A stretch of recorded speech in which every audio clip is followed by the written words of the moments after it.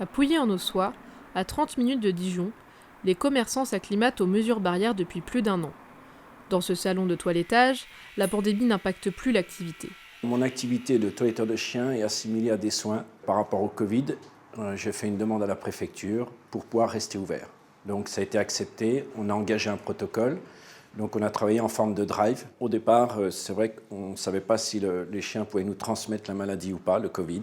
Donc je me suis beaucoup protégé, gants, blouses, masques, donc désinfecter les poignets, tout désinfecter.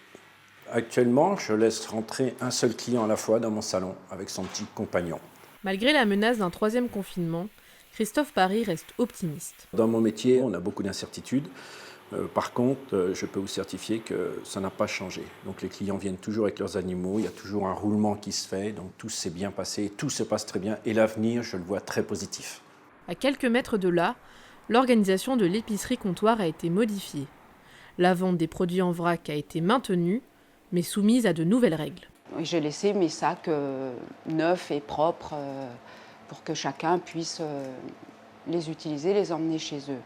Par contre, j'ai enlevé les sacs que les gens pouvaient avoir touchés pour pas qu'ils s'en resservent.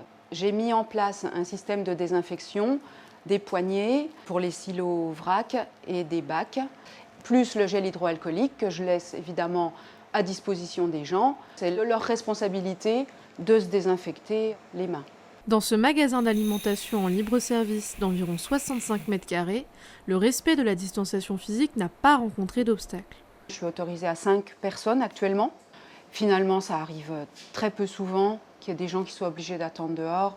Le marché du vrac, déjà en croissance de 41% en 2019 selon Réseau Vrac, a connu un boom lors du premier confinement.